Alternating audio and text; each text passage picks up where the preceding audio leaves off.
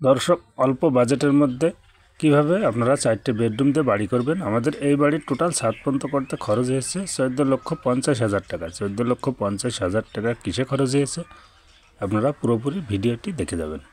আমাদের সামনে যে কাজটা দেখছেন এটা একটি মেন গেট। মেন গেটের পাশে দুই পাশে রুমের সাথে দুইটা বেলকনি। বেলকনিটা আমাদের রাখা আছে 4 ফিট বাই 14 ফিট। আপনারা চাইলে এভাবে একটি বেডরুম শর্ট কলমের উপরে অল্প বাজেটের মধ্যে করতে পারেন। আমাদের মেন গেটটা রাখা আছে 9 ফিট। আপনারা কাজটা পুরোপুরি দেখে যাবেন। আমাদের বিল্ডিংটার কত বাই কত আমি সেই বিষয়টাও ভিডিওতে তুলে ধরব। এই যে কাজটা দেখছেন, এই কাজের বিল্ডিংয়েরটাতে টোটাল রডের প্রয়োজন কত, ইট লেগেছে কত গাড়ি, সিমেন্ট লেগেছে কত গাড়ি, বিষয়টা পুরোপুরি ভিডিওতে আমি দিয়ে যাব।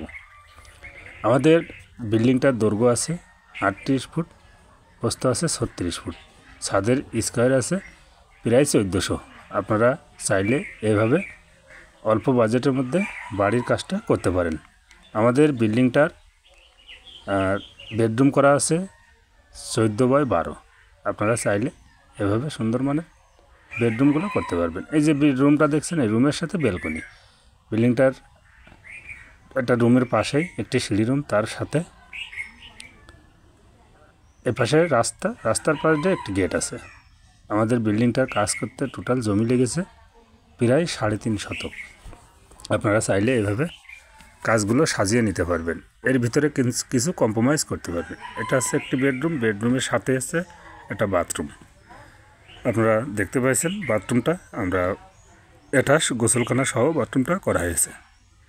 আমাদের বিল্ডিংটার টোটাল রডের প্রয়োজন পড়েছে 3200 কেজি। শর্ট কলমের উপরে 3200 কেজি রডের প্রয়োজন আমাদের বিল্ডিংটাতে পড়েছে। আমাদের এই বিল্ডিংটার টোটাল ইটের প্রয়োজন পড়েছে 13 গাড়ি। একটু স্যাও জায়গায়, তার জন্য 13 গাড়ি ইটের প্রয়োজন পড়েছে। সিমেন্টের প্রয়োজন পড়েছে 290 ব্যাগ।